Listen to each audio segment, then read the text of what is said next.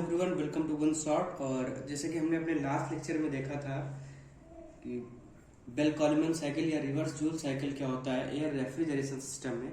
आज हम देखने वाले हैं कि सिंपल एयर रेफ्रिजरेशन सिस्टम। यहाँ पर simple air refrigeration system diploma के कोर्स में नहीं दिया हुआ है, एक बूट स्ट्रैप रेफ्रिजरेशन सिस्टम दिया हुआ है। लेकिन अगर आपको सिंपल एयर रेफ्रिजरेशन सिस्टम नहीं पता है तो आप बूट स्ट्रैप रेफ्रिजरेशन सिस्टम को समझने में काफ़ी दिक्कतें होने वाली है। ठीक है, तो सिंपल एयर रेफ्रिजरेशन सिस्टम का एक नेक्स्ट स्टेप है बूट स्ट्रैप रेफ्रिजरेशन सिस्टम। अब हम आपको देख लेते हैं कि सिंपल एयर रेफ्रिजरेशन सिस्टम जो होता है, ये सिंपल एयर रेफ्रिजरेशन सिस्टम का प्रयोग कहाँ पर होता है। तो इसका प्रयोग हुआ था जेट इंजन पर, या जेट में कह लें, या इसको कह लें एरोप्लेन में, या फिर इसको कह लें एरोप्लेन में इसका प्रयोग किया गया था। ठीक है, जो अभी हम आपको पढ़ाएंगे आज,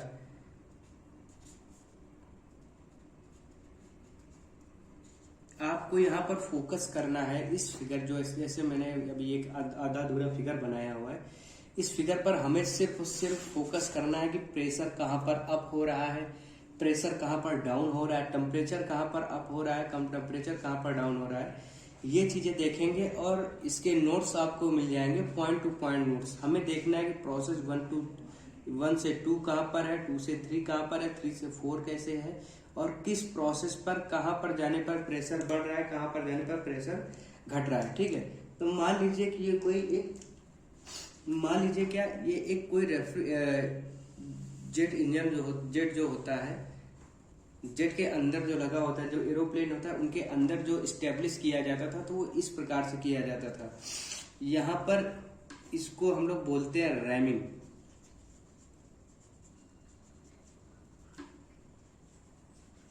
इसको हम लोग बोलते हैं रैमिंग। रैमिंग का मतलब होता है कि जैसे ये अगर कोई सॉकेट है या कोई पाइप है, वहां पर अगर एयर का प्रेशर किया जाए तो एयर नॉर्मल जाएगी, लेकिन अगर उसी को थोड़ा सा मोड़ दिया जाए तो एयर जो होगा उसका प्रेशर थोड़ा बढ़ जाता है, नॉर्मली प्रेशर थोड़ा बढ़ जाता है। तो यहाँ से एयर का प्रेशर, जो एयर हमें जो फ्रीली एयर प्राप्त हो रही थी, उसका प्रेशर बढ़ाने के लिए हमें यहाँ पर रैमिंग का प्रयोग किया गया। रैमिंग का मतलब है कि थोड़ा सा इसको डाइवर्जन टाइप, थोड़ा सा इसमें कुछ ऐसा ऐड कर दिया गया, यानी इसको ऐसा एक रूप दे दिया गया, शेप दे दिया गया, जिससे कि हमारी जो एयर है वो थोड़ा तेज गति से हमारे आए। और ये था हमारा टरबाइन, तेज वेग से आए, तेज वेलोसिटी से आए, अपनी नॉर्मल वेलोसिटी से ज्यादा आए और टरबाइन पर पड़े, जिस पर इसका प्रेशर है वो प्रेशर थोड़ा इंक्रीज हो, यानी कि यहाँ पर जो एयर नॉर्मल प्रेशर से आ रही थी थोड़ा ज्यादा प्रेशर से आएगी और टरबाइन पर पड़ेगी, और टरबाइन पर हमारा प्रेशर और टेम्परेचर इंक्रीज होगा। ठीक है,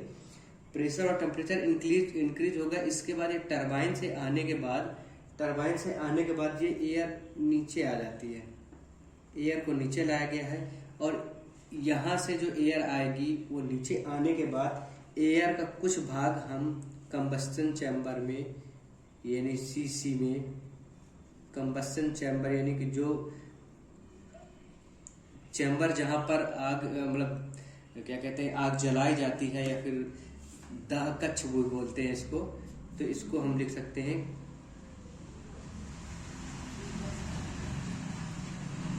कंबस्टन चैम्बर। कंबस्टन चैम्बर पर कुछ एयर भेज दी जाती है, और उसी एयर से निकली हुई एयर को हम लोग टरबाइन पर, एक टरबाइन यहाँ पर लगा होता है, वहां टरबाइन पर हम लोग, यानी जो एयर आई यहाँ से, एक एयर का एक पार्ट कंबस्टन चैम्बर में चला गया टरबाइन, और इस टरबाइन से ये हमारा एटमॉस्फेयर में ये एयर रिलीज हो जाती है, और टरबाइन चलता है। टरबाइन के साथ साथ यहाँ पर एक मोटर लगी होती है जो कि हमारा कंप्रेसर भी चलाती है। ठीक है, जैसे टरबाइन चलेगा तो यहाँ से टरबाइन के साथ साथ ये एक साफ्ट के द्वारा जुड़ी होती है, जो कि हमारा कंप्रेसर भी यहाँ से चलता है। इसके बाद एक एयर को, जो आधी एयर इधर भेजी गई थी, आधी एयर को हम इधर ला करके एक हीट एक्सचेंजर है, इसको हम लोग नाम क्या देंगे, इसको हम लोग बोलेंगे हीट एक्सचेंजर।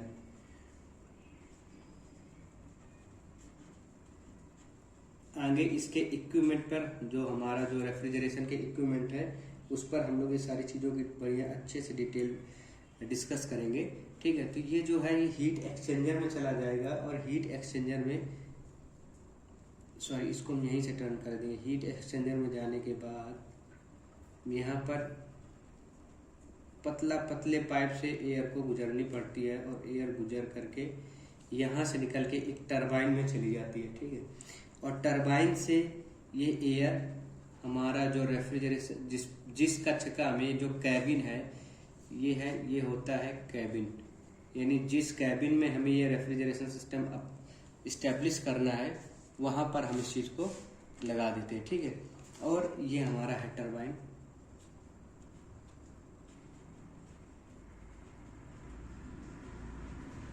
ये हमारा है टरबाइन। और इसी टरबाइन से निकलने के बाद यहाँ पर एक फैन लगा होता है, फैन ये चलाने के लिए काम आता है। ये फैन इम्पोर्टेंट नहीं है इतना, लेकिन फिर भी आप इसको देख सकते हैं, ठीक है। अब जो हमारा जो जरूरी काम है, जो जरूरी चीज़ है कि कहाँ पर इस पूरी प्रोसेस में, यानी जो एयर आती है रैमिंग के कारण एयर को थोड़ा तेज गति से इंक्रीज मिलती है। नॉर्मल जितनी वेलोसिटी होती है उस वेलोसिटी से तेज गति से आती है, उसका प्रेशर इंक्रीज होता है और वो कंप्रेसर में पड़ती है। वो कंप्रेसर में पड़ती है। कंप्रेसर में पड़ने के बाद उस एयर को नीचे, यानी वो एयर जा करके नीचे कंबशन चैम्बर में आधी एयर, यानी कुछ पार्ट एयर का कंबशन चैम्बर में चला जाता है, जो कि आगे एक टरबाइन लगा होता है, जो कि टरबाइन के द्वारा टरबाइन घूमती भी है। और टरबाइन घूमने के बाद यहाँ से इस एयर को हम एटमॉस्फेयर में रिलीज कर देते हैं और जो दूसरा एयर का पार्ट होता है उसको एक हीट एक्सचेंजर से गुजार करके एक टरबाइन में ले जाते हैं। इसके बाद जो कैबिन होता है वहां से ले जाते हैं और कैबिन से एयर बाहर एग्जिट हो जाती है। यही बुक में दिया हुआ है, लेकिन बुक में ये चीज़ काफ़ी कंजेस्टेड दिया हुआ है, यानी कि बहुत ही ज़्यादा उसी में सारी चीज़ें ऐड करके सारी चीज़ें दी हुई, तो वो कम समझ में आता है, ठीक है। अब यहाँ से हम लोग जो देखने वाले हैं कि कहाँ पर प्रेशर इंक्रीज होगा, कहाँ पर प्रेशर डाउन होगा, ये सारी चीज़ें अभी हम लोग डिस्कस कर रहे हैं, ठीक है। तो जैसे हम लोग यहाँ पर देखते हैं, यहाँ से जो एयर जो एंट्री करेगी, ठीक, यहाँ से जो एयर एंट्री करेगी उसका प्रेशर तो यहाँ से जैसे आएगा तो उसका प्रेशर तो बढ़ जाएगा और टेम्परेचर भी थोड़ा सा बढ़ जाएगा। टेम्परेचर थोड़ा सा बढ़ा होगा, बहुत ज़्यादा नहीं, ठीक है। जैसे ही एयर, तो इसका टेम्परेचर भी थोड़ा सा बढ़ जाएगा। अब जैसे ये कंप्रेसर में जाता है, कंप्रेसर में कंप्रेस हो जाता है, तो ये जो एयर होती है वो high pressure and high temperature की हो जाती है, ठीक है।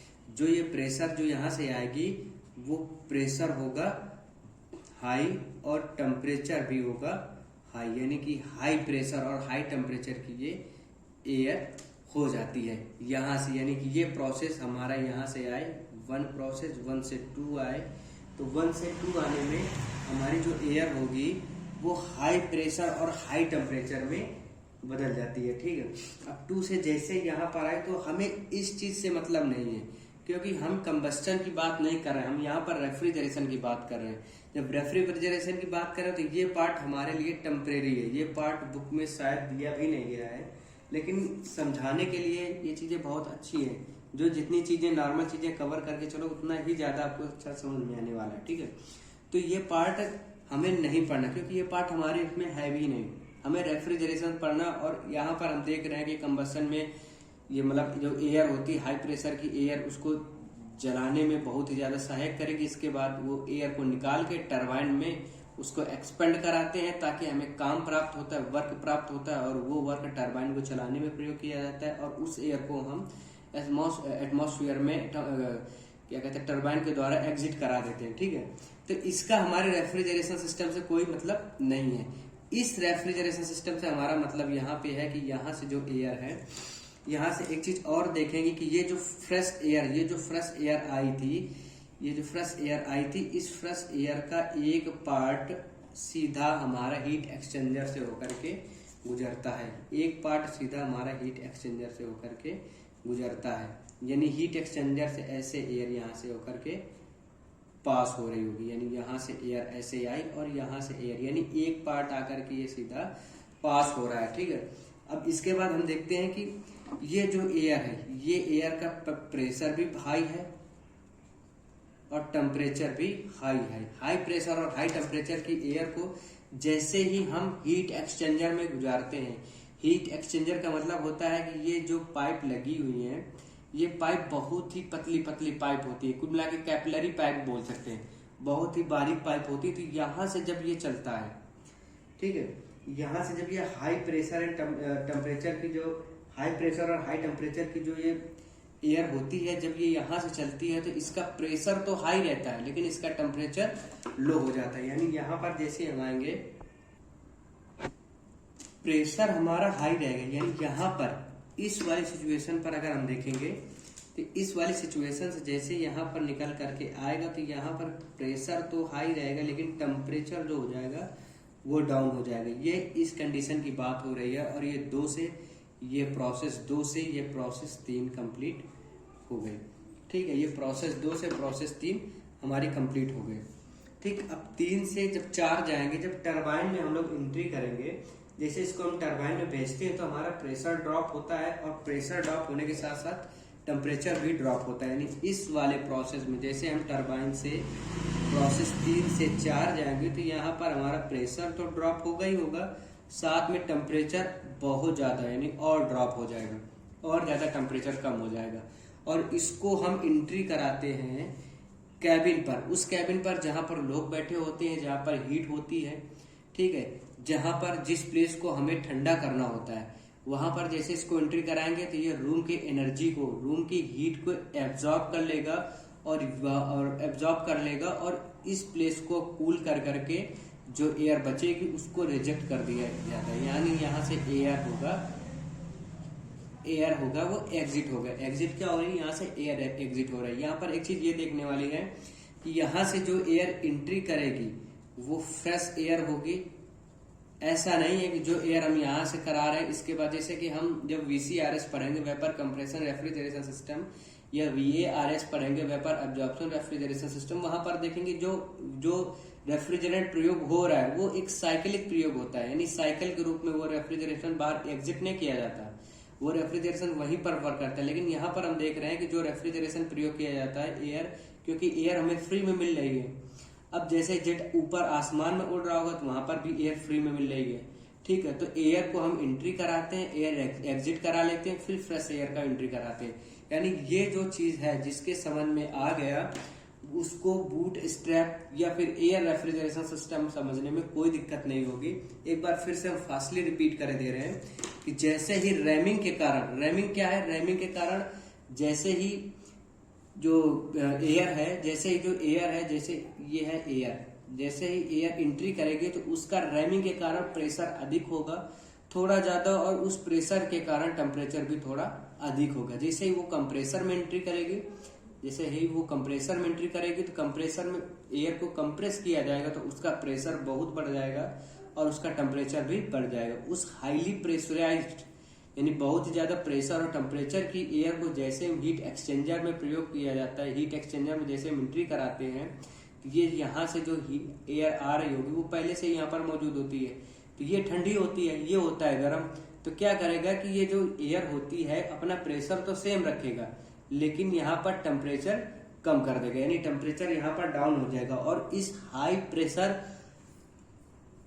और लो टेम्परेचर की एयर को जैसे ही हम लोग टरबाइन में एंट्री कराते हैं तो टरबाइन में क्या होता है कि जो प्रेशर है वो ड्रॉप हो जाता है और टेम्परेचर और अधिक ड्रॉप हो जाता है, और इस टरबाइन की एयर को हम ले जाकर के कैबिन में छोड़ देते हैं। और कैबिन से हाई प्रेशर मतलब कैबिन से जो हीट होती है यानी कि टेम्परेचर लो है, यहाँ पर टेम्परेचर अधिक होगा तो ऑटोमेटिक हीट का प्रवाह होगा और ये जो हीट होती है ये हीट ऑब्जर्व करके और ये बाहर एयर चली जाती है और बाकी इस यहाँ रूम का जो कैबिन होता है यहाँ का टेम्परेचर हमारा नॉर्मल हो जाता है यानी ठंडा हो जाता है। ठीक है, अगर रेफ्रिजरेशन एयर रेफ्रिजरेशन सिस्टम समझ में आया, इसके जो नोट्स होंगे वहां पर पॉइंट टू पॉइंट मिलेगा कि प्रोसेस 1 to 2 में,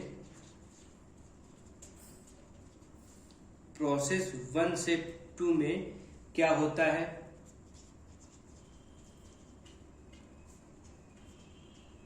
प्रोसेस 2 से 3 में क्या होता है, ठीक है, प्रोसेस 3 से 4 में क्या होता है, और प्रोसेस 4 से 1 में क्या होता है। ये सारी चीजें इस पर मिल जाएंगी। यहाँ पर हमारा डिस्कस करने वाला कोई मैटर ही नहीं है, लेकिन हम थोड़ा सा लिख भी देते हैं कि प्रोसेस 1 से 2 में जो प्रेशर होता है वो हाई प्रेशर होता है, टेम्परेचर भी हाई होता है। प्रोसेस 2 से 3 में आएंगे, जैसे प्रोसेस 2 से 3 में आएंगे, 1 से 2 में, यानी जब हम ये देखते हैं कि जब 2 में पहुंचेगा तब कितना, यहाँ पर 3 में, यहाँ पर 4 में, यहाँ पर 1 पे पहुंचेगा तो कितना होगा, ठीक है। जैसे प्रोसेस 1 से 2 में आएंगे तो प्रेशर अधिक, टेम्परेचर अधिक।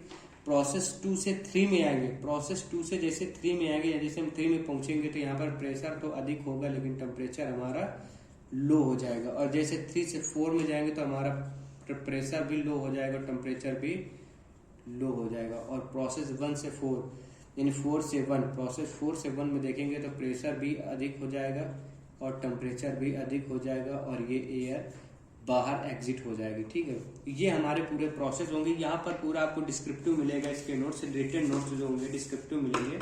यहाँ पर समय कम है, इस वजह से हम नहीं दिखा पा रहे, मतलब नहीं लिख पा रहे हैं। अब आगे हम देखेंगे बूट स्ट्रैप, बहुत ही जल्दी।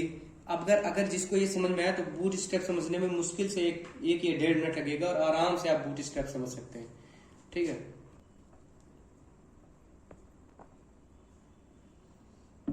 हाँ, तो अब हम लोग देखते हैं कि बूट स्ट्रैप क्या है, ठीक है। जैसे कि हमने देखा है बूट स्ट्रैप में क्या होता है कि डबल हीट एक्सचेंजर लगे होते हैं। जैसे हमने पहले अभी देखा था सिंपल एयर में रेफ्रिजरेशन में सिंगल एक हीट एक्सचेंजर लगा था, लेकिन बूट स्ट्रैप में 2 हीट एक्सचेंजर लगे होते हैं और एक एक्सिलरी कंप्रेसर लगा होता है, ठीक है। अब इसका हम देखते हैं कैसे होता है कि जैसे ही रैमिंग होती है, हमें पहले पता है ये होती है रैमिंग, ये रैमिंग होती है। रैमिंग होने के कारण यहाँ से जो एयर आती है वो कंप्रेसर में जाती है, कंप्रेसर में एयर कंप्रेस होकर के नीचे चली जाती है और नीचे चले आने के बाद ये एयर कंबस्शन चैम्बर में चली जाती है एक पार्ट, और वो कंबस्शन चैम्बर से जाने के बाद सीधा टरबाइन में एग्जिट करती है, एंट्री करती है, टरबाइन से सीधा एग्जिट हो जाती है और साथ ही साथ ये शाफ्ट को चलाती भी है जिससे कंप्रेसर चलता है, ठीक है। और इस एयर का जो सेकेंड पार्ट होता है वो धीरे से निकाल करके हीट एक्सचेंजर में भेजा जाता है। हीट एक्सचेंजर में जैसे ही भेजा जाता है तो हीट एक्सचेंजर में इसका टेम्परेचर डाउन होता है और इसके बाद इसको एक एक्सिलरी कंप्रेसर में भेजा जाता है, यानी ऐसे कंप्रेसर में जिससे कंप्रेसर का जो प्रेशर होता है वो कंप्रेसर में ये प्रेशर अधिक हो जाता है और टेम्परेचर भी बढ़ जाता है, ठीक है। वही प्रोसेस होती है कि यहाँ पर प्रेशर और अधिक, टेम्परेचर और अधिक हो, मतलब प्रेशर भी अधिक हो जाएगा, टेम्परेचर भी अधिक हो जाएगा। फिर इसके बाद इसको हम दूसरे हीट एक्सचेंजर में भेजते हैं। दूसरे हीट एक्सचेंजर में भेजने के बाद जैसे देखते हैं तो ये फिर टरबाइन में चला जाता है और टरबाइन में एक्सपेंड कर करके ये सीधा कैबिन भेज दिया जाता है और ये ऊपर एग्जिट करा दिया जाता है। अब इसमें भी वही चीज देखना है कि प्रेशर कहाँ पर हाई, टेम्परेचर कहाँ पर हाई। मेन पॉइंट हमें यही रखना है कि प्रेशर कहाँ पर हाई, टेम्परेचर कहाँ पर हाई, ठीक है। तो हम देखते हैं बूट स्ट्रैप में जैसे ही यहाँ से प्रोसेस में जाते हैं तो जैसे ही यहाँ पर एंट्री करते हैं तो हमारा प्रेशर अधिक होता है और टेम्परेचर भी अधिक होता है, ठीक। लेकिन जैसे ही हम कंप्रेसर से निकलते हैं, कंप्रेसर में जैसे ही हम निकलते हैं कंप्रेसर से, तो यहाँ का जो प्रेशर होता है और जो टेम्परेचर होता है वो वेरी हाई, यानी बहुत ही ज्यादा अधिक होता है, ठीक।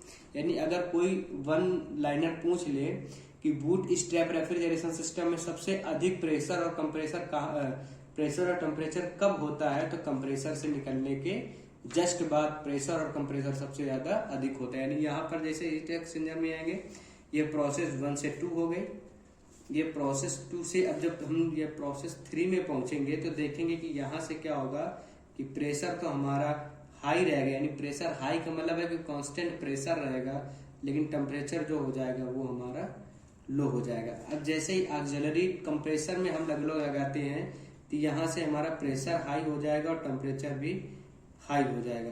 प्रेशर हाई नहीं, प्रेशर वेरी हाई हो जाएगा, प्रेशर बहुत अधिक हो जाएगा, टेम्परेचर भी बहुत, मतलब टेम्परेचर नॉर्मल थोड़ा अधिक होगा लेकिन प्रेशर हमारा बहुत ज्यादा अधिक हो जाएगा।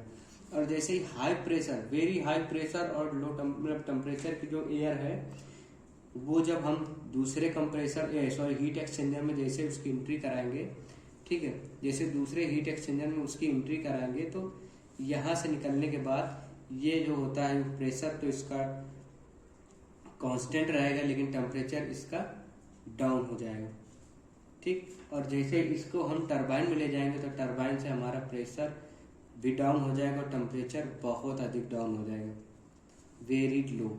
इसके बाद जैसे ही इसको हम कैबिन में कराएंगे तो कैबिन से यहाँ पर भी प्रेशर अधिक और टेम्परेचर अधिक होगा, और इसके बाद ये एयर होगी वो एग्जिट हो जाएगी एटमॉस्फेयर में, या फिर कह सकते हैं जो एयर होगी वो एग्जिट हो जाएगी, ठीक है। यही चीज हमें देखना है इस बूट स्ट्रैप में, यानी यहां से जो होता है 1 से 2,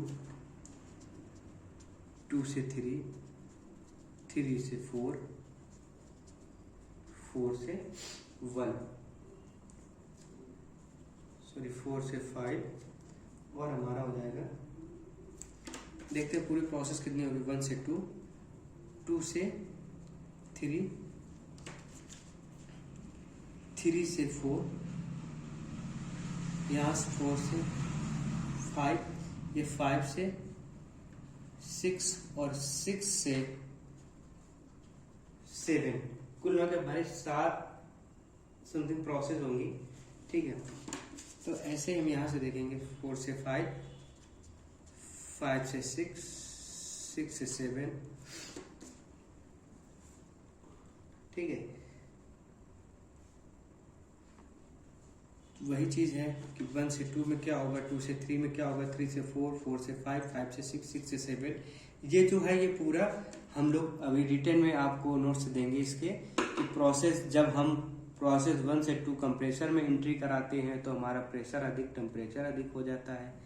जैसे ही हम एयर को 2 से 3 में ले जाते हैं तो हीट एक्सचेंजर के कारण, देखिए एक ये जो लाइन होती है, एक ये यहाँ से थोड़ी एयर हीट एक्सचेंजर में फ्री एयर भेजी जाती है, जैसे यहाँ से भी है फ्री एयर एटमॉस्फेयर वाली यहाँ से आती है, ठीक है। तो ऐसी चीज़ें हैं बूट स्ट्रैप में। ये पूरी प्रोसेस आपको इनके रिटन नोट्स मिलेंगे और आप लोग आराम से पढ़ सकते हैं, ठीक है। तो आज के वीडियो में बस इतना ही। लगभग आपका एयर रेफ्रिजरेशन सिस्टम लगभग आपका खत्म है, इस पर कुछ बचा नहीं। और कल से हम लोग नेक्स्ट अभी पढ़ेंगे, मतलब अपने नेक्स्ट टॉपिक में, नेक्स्ट लेक्चर में हम लोग देखेंगे VCRS यानी वेपर कंप्रेशन रेफ्रिजरेशन सिस्टम। वो क्यों होता है, एयर रेफ्रिजरेशन सिस्टम सफल क्यों नहीं हुआ, इसके भी रीजन हम लोग देख लेते हैं कि एयर रेफ्रिजरेशन सिस्टम सफल क्यों नहीं हुआ।